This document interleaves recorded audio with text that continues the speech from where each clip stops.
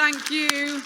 Thank you very much to everybody here at Congress, and thank you so much for that fantastic welcome. Thank you for everything that you do in your trade unions in representing and protecting workers. Thank you for all of the work that goes on behind the scenes. I know it can be stressful and is often without any thanks. Thanks, of course, to Mark Sawatka and Francis O'Grady and the TUC for its support, and to John Hendy and Keith Ewan. They've been thanked before, but I would personally like to thank them again, and to the IER for all of their hard work and good advice.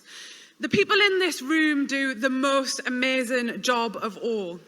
You represent workers in their time of need. You represent and negotiate their pay on behalf and their terms and conditions, and you deliver time and time again for those people in a seriously difficult legislative environment. And we are at a point in history where we have two paths ahead of us.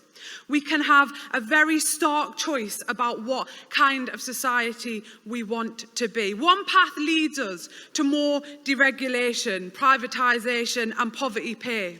The other is a socialist vision of the workplace, where the trade union movement is free to do their job, where workers feel confident to be an active member of a union, feel free to meet with other union members, with their representatives, and can talk freely about their participation. Because we have to be frank with each other in this room. There is a real sense of dissatisfaction in workplaces across the UK, because workers in this country know that, despite working longer hours than those in all other EU countries except Greece and Austria, millions cannot afford to make ends meet and are in poverty. 14.3 million people, to be precise, and that shamefully includes 4.6 million children. Is there anything worse than not being able to feed your own child, or knowing that you're not able to give them everything that they need? Going out to work day in, day out, working unsocial hours, often far from home, often in hostile environments, and at the end of that working week, still not being able to live a life that allows you to be comfortable and free from worry. And it is particularly sickening that the number of people living in poverty includes 9 million people in families where one or more adults are in work. There is only one conclusion that can be drawn from this, and that is that workers are not being paid enough.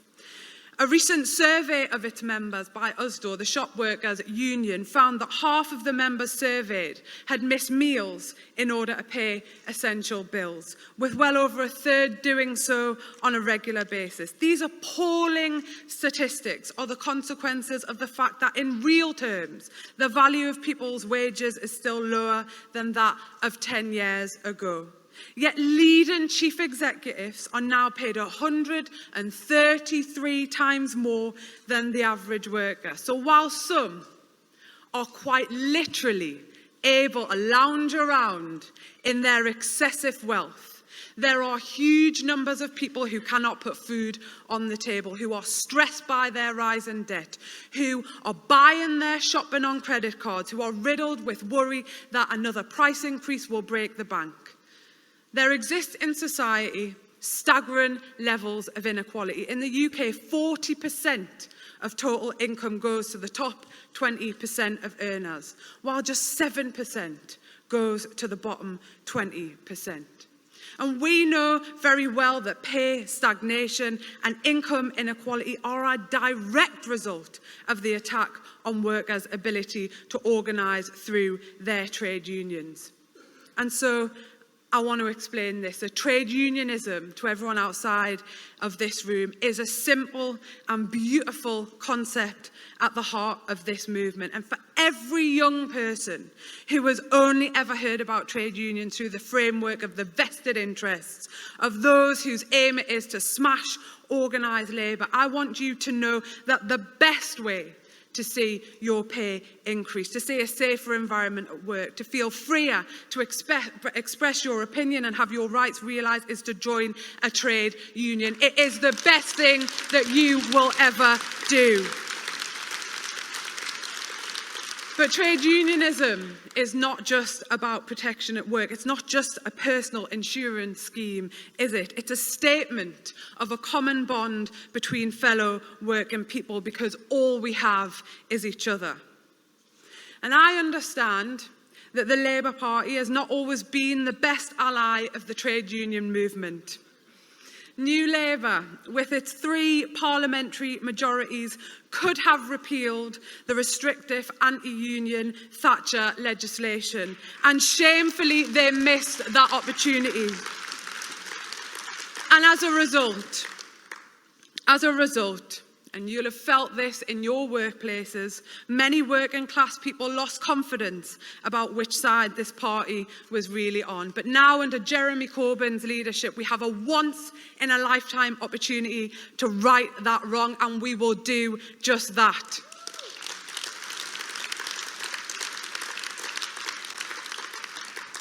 We need a radical transformation of the workplace, and therefore a Labour government will establish a Ministry of Employment Rights. The department will be responsible for transforming our workplaces by delivering a huge rollout of individual and collective rights at work, and legislation for enforcement powers to make these rights meaningful. It will establish a National Joint Advisory Council for representatives of government, employers, unions and experts to meet and advise. Above all, this will mean that working people will be heard at the Cabinet table, exactly as it should be. And the beating heart of this department will be the rollout of sectoral collective bargaining. Now, I realise that the concept may be familiar to people in this room, but people outside of this room may be wondering what on earth I'm talking about, and I don't blame them, because the percentage of workers covered by collective agreements has dwindled rapidly over the last 40 years. Our Labour government will re-establish national collective bargaining between trade unions and employers in each sector of our economy. That was the British way for most of the 20th century, and it's still the way that successful economies of Northern Europe manage their industrial relations. Sector-wide collective bargaining will set minimum and legally binding pay, terms and conditions for every employer and every worker in the sector. In practice,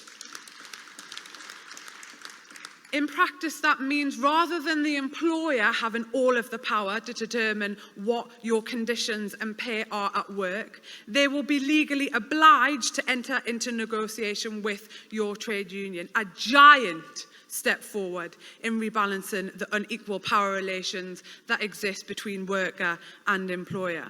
Just imagine the transformative impact that would have on, say, the care sector, where the mostly female workforce has seen these highly skilled and professional area of work become a minimum wage job, where care workers are not paid for travel time between visits and can end up working for 10 hours for 5 hours pay. What a scandalous state of affairs that is. The very people looking after some of the most poorly and vulnerable people in our country are being paid less than the minimum wage.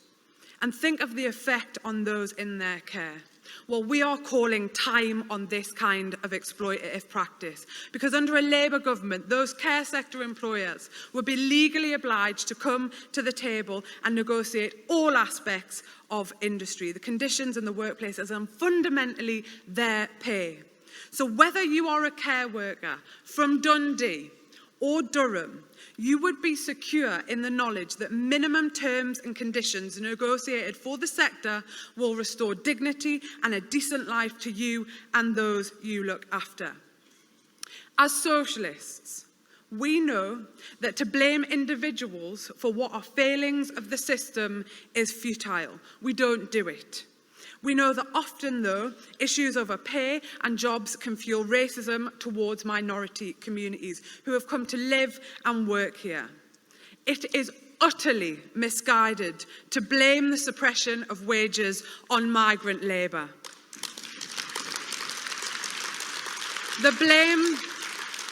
The blame must be placed squarely with the greedy, exploitative employer. And we know that anything that creates division amongst us is helpful to them. Sectoral collective bargaining will mean that whatever your nationality, you will be paid the same terms and conditions. And we will repeat again and again and again that immigrants are not a threat to your way of life, but austerity, a government run by millionaires who couldn't care less about working people, is.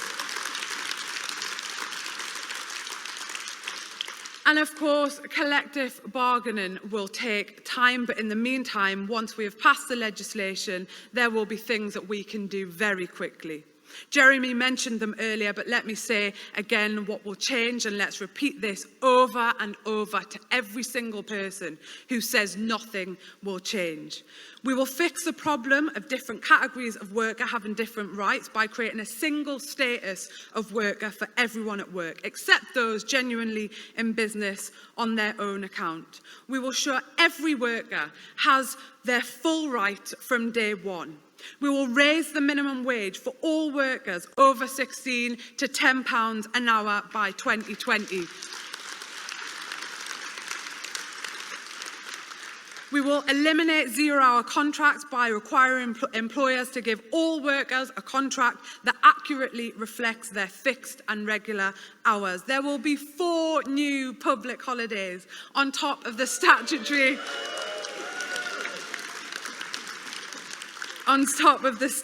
holiday entitlement, so that workers in the UK get the same time off as workers in other countries are given.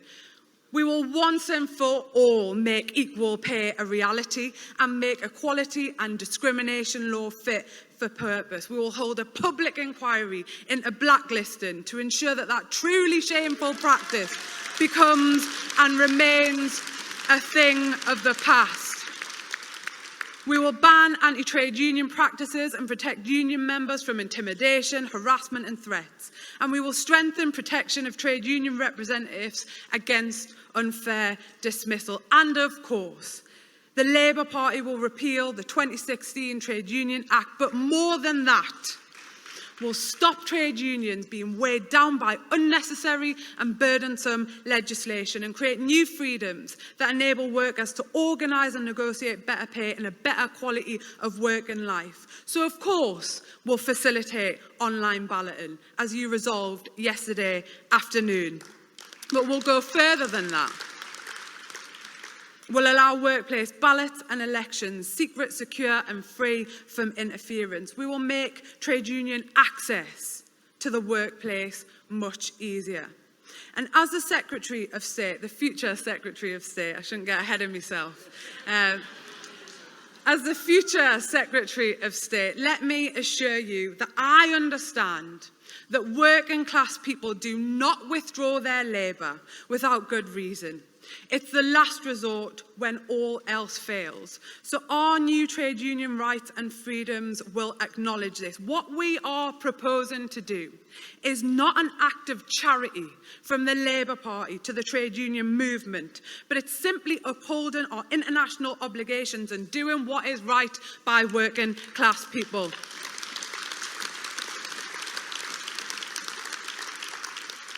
Nobody goes to work to be injured, made ill or lose their life because of inadequate protections at work. These things are happening too often. The GMB have reported at one warehouse in Staffordshire where ambulances were called 115 times in 3 years. We know, therefore, that harm at work is commonplace. And even before the new legislation comes in, I will establish a royal commission to examine all aspects of health and safety and advise on new, fresh, relevant legislation to keep every single worker safe and well. Of course, I understand that the Labour Party can announce some of the most progressive rights for workers that Britain has seen in generations, but without power to enforce them, they become much more difficult to realise. The current government regularly announce that workers will have the right to request this or that, as though we should, bow and be very, very grateful and deferential to them, a contract of employment or flexible working, as if somehow that will be good enough, when in reality we know and we see time after time that they can consider that request and turn it down with very little scrutiny. Therefore, a Labour government will set up a worker protection agency which will be properly resourced and have the power to enter and inspect workplaces, issue enforcement notices and in some cases reinstate unfairly dismissed workers. They will uphold national and workplace agreements. They will enforce the outcome of tribunal rulings and much, much more.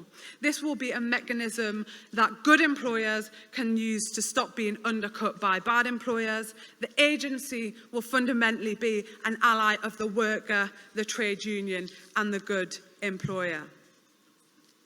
I mentioned two paths at the beginning.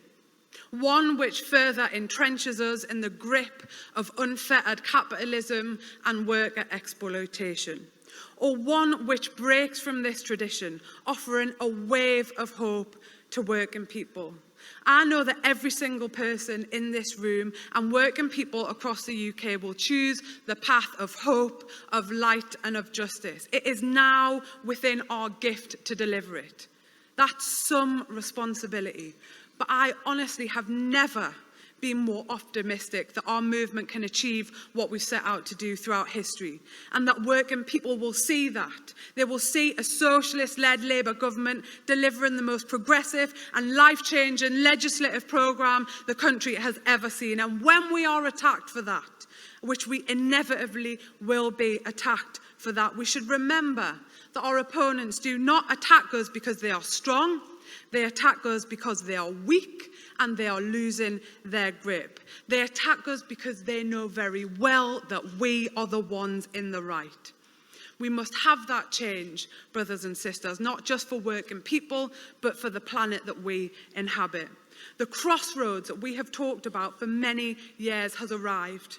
We must not be led astray from the path of hope and fundamental change, and we must show absolutely no fear.